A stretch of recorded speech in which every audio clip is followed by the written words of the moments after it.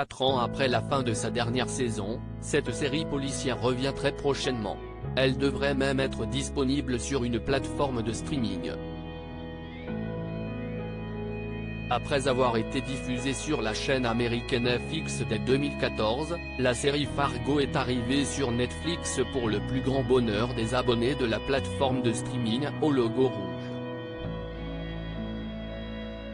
Ils ont ainsi pu retrouver les 4 premières saisons de Fargo.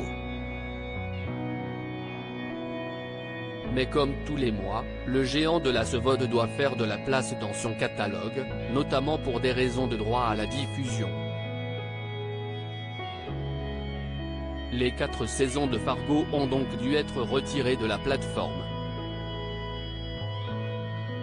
Fort heureusement, la série a été reprise par Hulu. Et 4 ans après la fin de la 4e saison, Fargo reviendra dès le 21 novembre prochain sur FX et pourrait potentiellement ensuite débarquer sur Disney+. À moins que Canal+ n'achète les droits de diffusion pour étoffer son catalogue en séries étrangères. Les saisons de Fargo sont indépendantes et n'ont aucun lien basé sur le film du même nom écrit et réalisé par les frères Coen, sorti en 1996. La série propose des saisons totalement indépendantes les unes des autres. Les 4 premières saisons n'ont donc aucun lien et ça sera la même chose pour cette saison 5. Leur seul point commun ? Tous les épisodes commencent de la même façon par This is a true story, c'est une histoire vraie. Mais ce n'est pas vraiment la réalité. Il s'agit surtout de tromper le spectateur avec un clin d'œil au film Fargo. Fargo, un acteur a dû prendre du poids pour le tournage de la série. Au casting de la 3e saison de Fargo, l'acteur Ewan McGregor a joué 2 frères.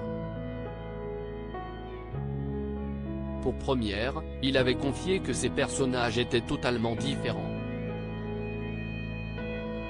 Ils sont frères mais ce ne sont pas des jumeaux. Ils n'ont pas le même âge. Je serai plus vieux ou plus jeune selon les scènes.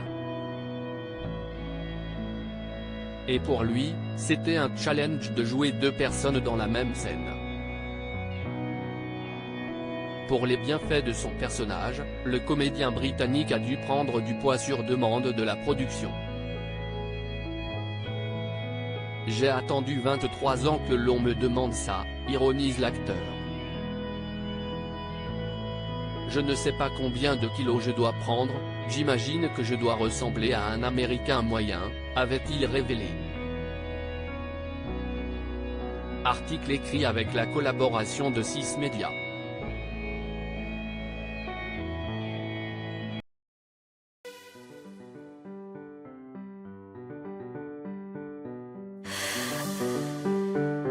나